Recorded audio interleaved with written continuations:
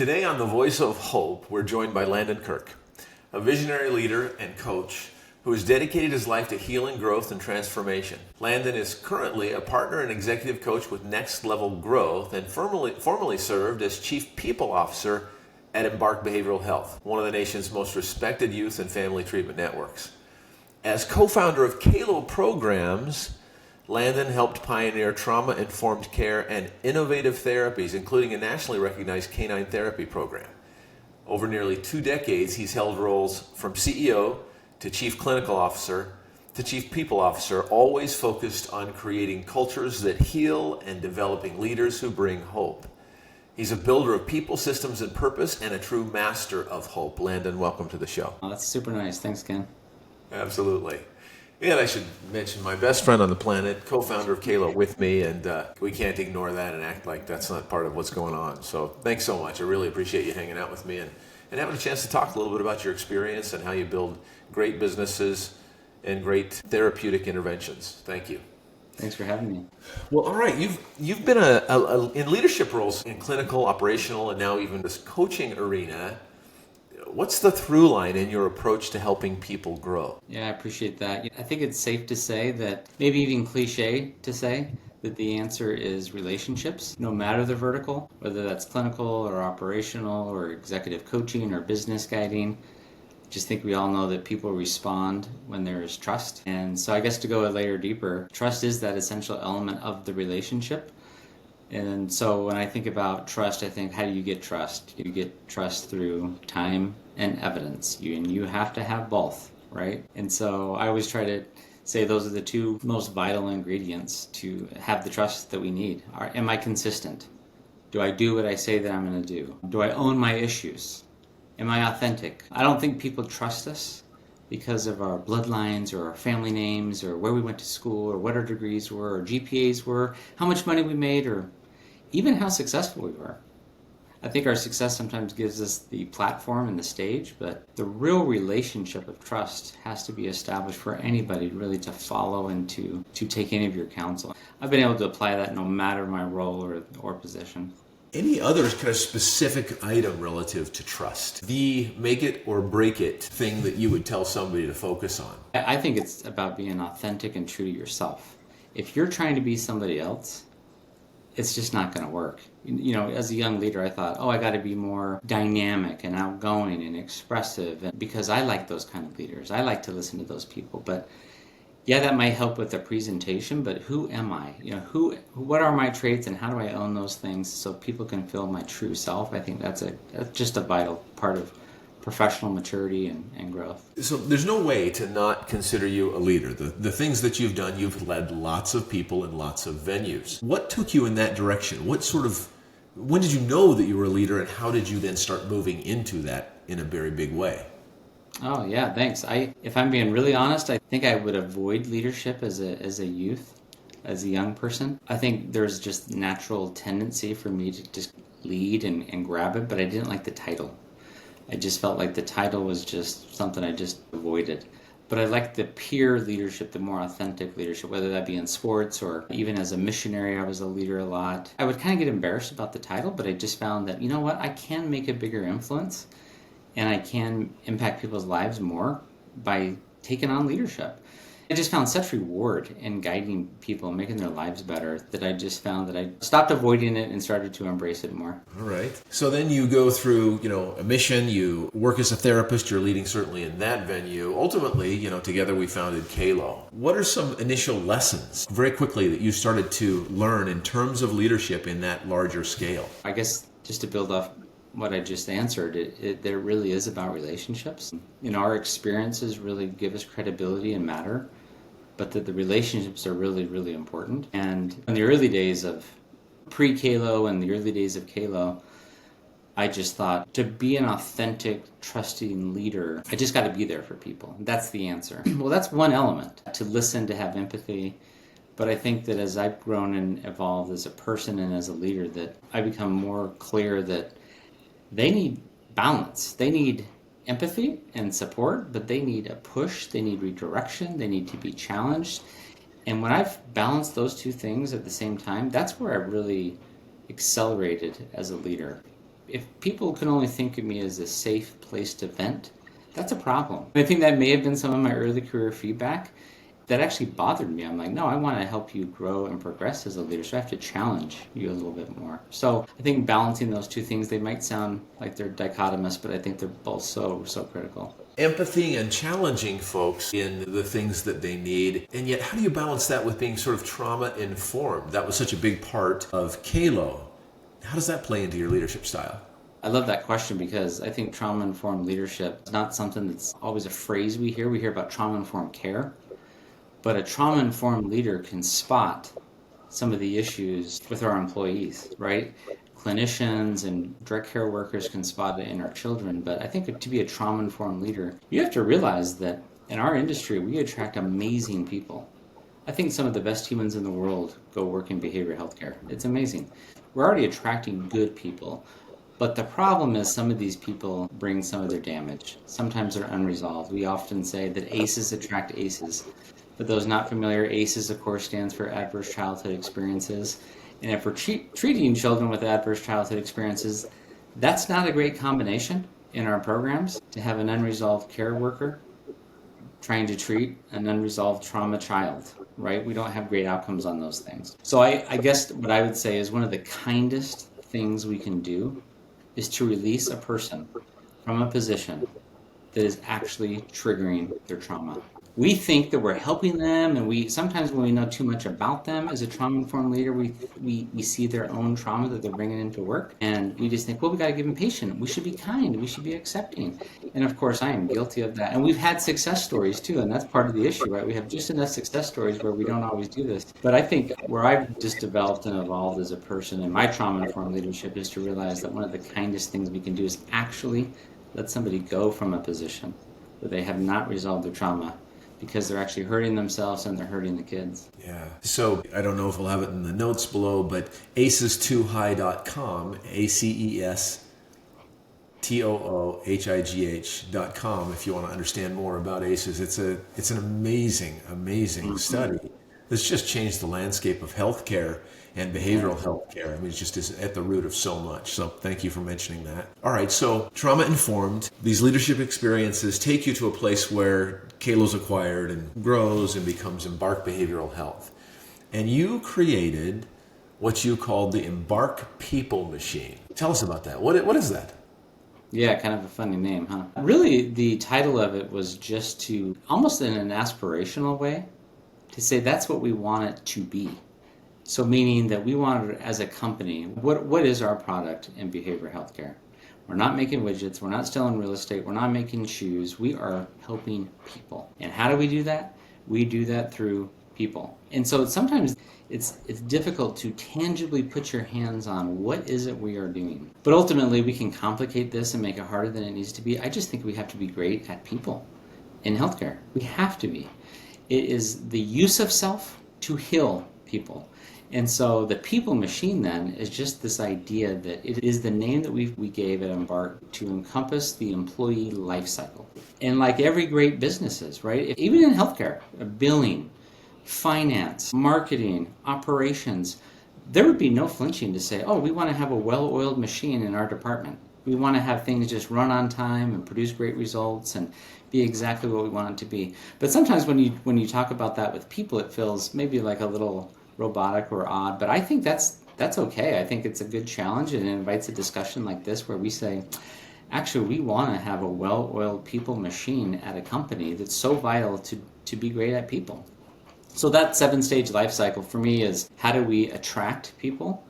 That's not recruiting yet. That is our online or our reputational status.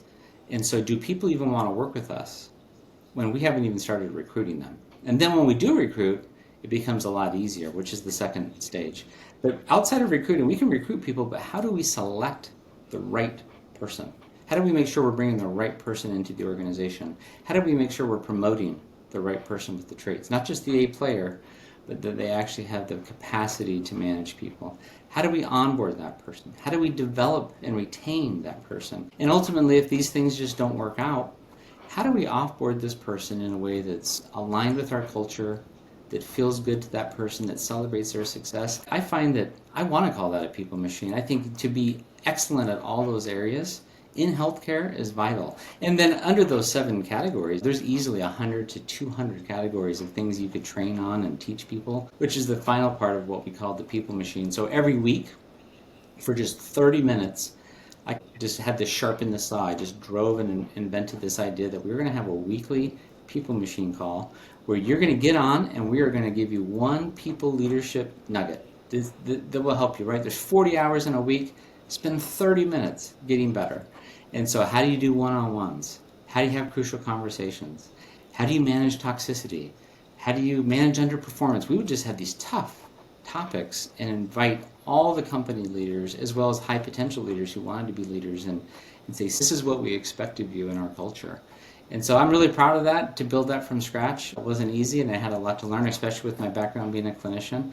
Kind of had to learn these things on the fly, but it was just an amazing experience. Man, there's a whole lot packed into that. A lot of experience, then a whole bunch of system that you built. You talk about these little people machine nuggets, these meetings that you would have. Of course, it's all important, but if you were to say, man, the first nugget I'd probably go to, and maybe the first, second, and third, something like that, what would be the first things you'd say, got to get this part right? I think first the leader has to be more disciplined in their time management of their people. They just cannot just show up and just react to what's going on. I think so many leaders do that. They just chase the fires, or they chase the C players or the squeaky wheels, and they're not being intentional with their time and they're not being disciplined around it. And for me, a lot of that starts with how you think about your time and how you actually manage your time, really with one-on-ones. I think one-on-ones, that's where all the magic begins. You can do all kinds of amazing people things, but outside of that one-on-one with your direct report, with your teammate, if you don't have a process and a disciplined way to get alignment, relationship building, you're going to really struggle as a manager. So I would just start with new managers especially. How do they become more disciplined in their time? And also, how do they just be excellent at people management from a one-on-one perspective? Wow. Not where I would have thought you would start. I love it. What would be a next one? Well, I just think there's a lack of discipline a lot of times to hiring, who we're bringing into our organization, who we're introducing to our culture. So we've got to have a steel vault at the front door of our org, and it says, we got to be disciplined. I don't care how you interviewed. I care about the past performer that you were. So how can I find that out? My favorite NFL football team, the Jaguars, I love what they did this year in the draft. Their new general manager chose to not bring in any candidates, any of the profile draft picks. You're allowed 30 on-site visits. He said, I want none. I don't care how they interview. I'm going to go do background reference calls on them. Because what happens once we start interviewing somebody, all this personal bias comes in. They show up well, we feel good about them, we build relationships, and we start to sacrifice then the credibility of their past performance. And it's amazing. I could talk to executives who could run circles around me on how they operate and lead, but they're not good at hiring, and so therefore they're damaging the organization because they just let people in because they say they don't have time to hire. They don't have time to do it right on the front end, and that's just a tragedy if you ask me. Yeah. I basically hear you saying, who cares about the interview? Yeah, the interview does matter, especially if the role requires them to have ability to talk and engage, sales positions, admissions positions, therapist positions. Those things really do matter, but we overvalue the interview. We put too much weight on it. We need to devalue the interview and overvalue references and past performance. How much should the interview matter versus past performance, do you believe? I think past performance is king. If I was to put it on a percentage, I'm not sure, but I would just say if you could hire the person without ever laying eyes on them, and that would be success. I mean, that is just fantastic. In my training, this principle really comes out of the principle of top grading. In my training with that was actually some of the organizations that were in the room were actually saying that they chose to not interview somebody until they knew they wanted to hire them. And versus the other way around, we usually interview people to see if we like them. That informs sometimes our bias, even as we go in to do reference calls. Yeah. Wow. All right, so you bring a team together. And you're in this behavioral healthcare field. It's emotional work. What do you do to keep from burning people out in that space? I guess I would take this question a little bit deeper personally. I think there's a whole podcast on how do we prevent burnout. There's good things. We should do those things. But I spend a lot of time trying to block people from being burned out. Appreciation, rewards, team building, and those are all good things. But I still find that ultimately we all still burn out at times. And even though burnout is cyclical, right, it happens and we get out of it and it happens again. Sometimes if people are experiencing burnout the first time, they don't know that it's cyclical. They think it's the end. They think they've hit this wall that I guess I got to quit now. I guess I would answer, if and when people do burn out, all of our prevention measures didn't work, that it's more important to say, well, now what? What do I do with somebody who's burned out? And I kind of like to answer that question because I think it's going to happen anyway. And I would just say that, much like as I was answering earlier, a manager's tendency is to want to have empathy and to listen and support.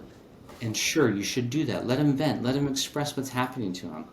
But again, what's the balance to that? The balance to that, in a word, I would say, is success. A burned out person needs to feel and experience success. So as a manager, if I'm having burnout, I have a ticking time bomb. I need to do something fast. And I could sit and listen to them, but guess what? It's not helping their burnout. How do I actually redirect them to feel like, boy, they're actually successful and they believe it themselves. They're experiencing this. And that can be tricky in our world. That's why I think it's so important that every role has outcomes and KPIs and measurements. And we can say, hey, Ken, I know you're feeling really burned out. Let's go back and look at your inputs. This is what you are doing to help our kids, our clients, our students. And look at the personal outcomes on their scores. You're doing tremendous work, and that's a fact. That experience of success is going to pull you out of burnout more than just listening and placating me, trying to really hope you don't get there, in my opinion. It's interesting. We were early in the build of Kalo, and the stress was incredible, and I wanted to send you and your wife out on a vacation. Go. And you're like, that's not going to help me. I need to accomplish something that will take care of the burnout. And this is another way of saying that same thing. I love it. That's true. And you have to speak everybody's language. Some people really do need that. I opened with relationships. I'm not saying just don't listen and care and connect, but if that's it, it's not going to get better. There's got to be something else. Yeah. So I was listening to a podcast that reaffirmed what you're saying. I wish I could remember who it was, but basically just that the self-care movement of let's go soak in a nice bath and get our nails done. And yeah, that actually doesn't get it done. That doesn't stave off burnout. It's success. Go accomplish the things on your task list. Go be good at the thing that you're good at. Get moving, and that creates a stop to the burnout. If any of our listeners want to indulge themselves in a really long movie, there's a great leadership movie on this principle called 12 O'Clock High. It's an old black and white movie, and the whole idea, it's a leadership movie. People watch this and they think it's a World War II movie, but I would just invite everybody to not see it as a World War II movie, to see it as a leadership movie. And this crew, this squad is burned out. And so they have this leader. What does the leader do? He listens to him, he supports him, he's got their back, and they're still burned out. What they really need was this new leader to come in and help them experience success. It's a great example of what we're talking about. It's fantastic. I've heard you talk about that before. I've not watched it from that lens yet. Thank you. Mm-hmm. All right. So here you are coaching, entrepreneurs and executives. What's a leadership blind spot that you see over and over again? Yeah, I probably could name a few things. I think in a word, ego, right? Think about why some of our leaders are leaders. They have egos. They are driven. They want to do great. But there's also this piece to ego, which is protectionistic, self-preservation, keeps us from being hurt, and therefore keeps us from really checking our blind spots in our growth areas. And because they've experienced success, they're having a hard time seeing their own deficits and weaknesses, because what do you mean I need to get better? Look at all my success. Look how I got here. So they almost have their own cap, if you will, their own glass ceiling on their growth, because the ego that got them here won't get them to the next level. And so how did they dissolve their ego? How did they see their blind spots? That's a tricky one. I think some of the other common things are just leaders not being disciplined with their time, being really reactive to whatever is happening. I'm amazed. We're talking about not new leaders. Senior executives are reacting to all the problems that are happening. They're just not disciplined, and they're not willing to let that burn because it bugs them, or ego. They actually enjoy putting out the fire. They like what it does for them. They feel good about their work, but they're not actually doing what's best for the organization. That organization is paying you to be a leader, and we need you to be more disciplined and thoughtful with how you're impacting the organization. I'm just amazed at how often that happens. I guess those are some of them. I think maybe if I was to add one more, it's probably the mindset of who's not how. As I've left, corporate world and organizations, which I've spent my whole career in, just taking a step back has really helped me see this even more, that teams see an issue and they want to strategize and solve it together, and it feels really good. But if all of us just took a step back and we stacked all of our collective time to solve this problem, our fully human burden capital cost, our pay, our benefits, we would see that this was an extremely big spend we just spent, to solve this problem. Where in reality, we could go pick up the phone, maybe have to pay somebody externally to solve this problem for us, but you don't know what you don't know, and this external person does. And that's something where we were really trying to get to in my final years at Embark, of stop trying to strategize and problem solve. Have a who, not what mindset, and you can solve problems even faster. Who, not what mindset. Love it. Another one from Jim Collins is right people, right seats. You say this all the time. Right people, right seats. So what's your litmus test for knowing when somebody's in the wrong seat and where to put them, how to get them in the right seat? I got to give credit to somebody I learned from here, Dustin Tibbetts. He's one of the OGs in our industry, right? One of the things I learned from him many years ago when we became partners at Embark is he would ask 3 questions. And to answer your question about right people, right seats, and are we stuck on a person? And he would say, do I trust them to train and mentor my child? Second question, do I trust them to treat my child? And finally, would I trust and invest in them with my own money? And if you're a yes on all those, you probably have the right person. And if you're not, then you don't have the right person, right? So would I want to employ them? Would I want them to treat my child? And would I invest my own personal money in them? That's a really good litmus test, if you ask me, to really find out if somebody's really the right person for you. So sometimes you get those talented people, but they're in the wrong seat. How do you know that no, I need them. I just need to figure out the right seat, because they often look like a freaking failure in that wrong seat. Yeah, I think I would go back to what is their scorecard, what is their most critical outcome, or their key performance indicator. Do they have one? Are they hitting it? And if you're saying yes, then you have a culture problem. If the inverse is true, no, they're a good fit for our culture, but they're not really being successful, you really want to try to redeploy. Because if they're a good person that thrives in your culture and they have the aptitude, sometimes you can redeploy them into a role that they can be successful at. But if they're low on both of those, they're not a good culture fit, and you don't have performance, a tendency for a lot of people is just to redeploy them to a low level in the organization and let somebody else deal with that. And that's not fair. You're just kind of trading off your problem to another department head. So for me, that's what I do. Is it a culture issue? Is it a performance issue? If it's a performance issue, but they have culture, try to redeploy or get clarity on what success is and define that metric. But boy, if they're a bad culture fit and they're a high performer, it's still an easy call. I still think you have to have those people leave the organization, even though they're a high performer. You've led for quite a while. There are some hard lessons when you're in leadership, when you're building something like a Kalo, when you're building Embark. What's a really hard lesson you learned that you're really grateful for? It's a gift. Not to be redundant, but I do think some of the things I've shared I struggle with personally. I think time management was one. I used to truly think I was doing the right thing by treating all my time and all my people equally. I always use the term spreading my time like peanut butter. Let's be super fair and let's be kind to everybody. And then that's a recipe to be overwhelmed. You can't get everything done as a leader. And so you got to be way more disciplined around that. And so I've learned to be, but it took me many years. No one was really teaching me how to be more disciplined with my time. I also think that just a hard lesson learned was just personal confidence. When I entered this, you saw this potential in me, Ken, to be this person. I believed in myself, but I didn't have quite the confidence you had in me. So I had to borrow that for a while. And I'm forever indebted to that. But boy, when I can actually feel more confident in who I am as a person, just embrace it, my good, bad, and ugly, I can be a more authentic, accepting person for myself. And that just transforms, who I am, how I contribute, how I show up, how I lead people. But when I am doubting my confidence, I actually find that I'm in the way. I'm actually interfering with people's development. I'm interfering with what the organization needs. Am I not engaging in conflict because I don't know if I'm right? But the company needs me to engage in that that conflict. I think that's where, in a way it was a gift because it helped my awareness, taught me who I am as a person. But yeah, I just had to find resolution on who am I and what are my strengths and weaknesses and get some acceptance around that. Beautiful. So Landon, you've You've left Embark. You're at Next Level Growth. What does that look like? What is it that you're doing now? So right now I'm doing a couple of things. I'm doing some executive coaching. I myself was a client of 14 years on and off of executive coaching. Profoundly helped me. And so that's more about leveling up an individual, a leader, a high potential leader. But the majority of my time is actually serving as a partner and business guide, as you say, at Next Level. That's where we're less about the individual, more about the leadership team and the organization. And so the model that we adhere to, it's called 5 Obsessions of Elite Organizations.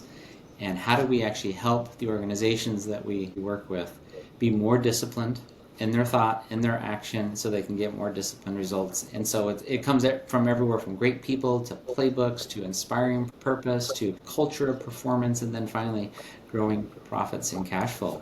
How do you do these things? It sounds so simple, but actually having a guide to join the leadership team, to help them. We use the metaphor of a climb because we think that's really appropriate. And if you're going to climb to a place you haven't been, it's really nice to do that with somebody who's done that, who's been there. And so that's why the word consultant is kind of a little bit of a 4-letter word, because it almost has this vision. I get a vision of a consultant as somebody who's going to fly in, give you advice, and walk away.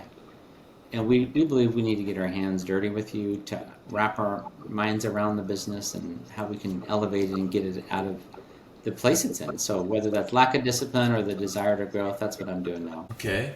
If somebody wants to get a hold of you, they're like, oh, you know what? That makes some sense. What do they need to do? Where do they go? Yeah, I'm happy to drop my contact information. Another idea is you could just go to our website, Next Level Growth, and click on me, and you can contact me that way. What I would recommend, though, is a lot of people aren't sure if they need this. There's some money involved. Is this something we need?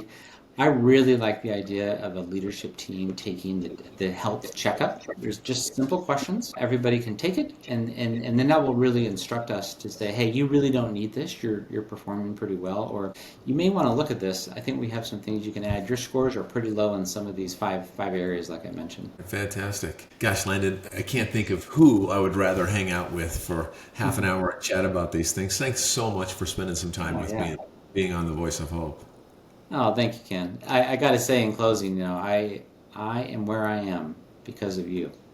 Like I said earlier, you saw something in me that I did not even believe in myself, and I'm so privileged to have you as my best friend. And yet, on a professional level, even if we couldn't be friends, you still have changed my life more than any human I know, and I'm just profoundly grateful. So thanks for having me. It means a lot. Oh man, super moving. Thank you so much, my friend. Good hanging out. You too. Take care.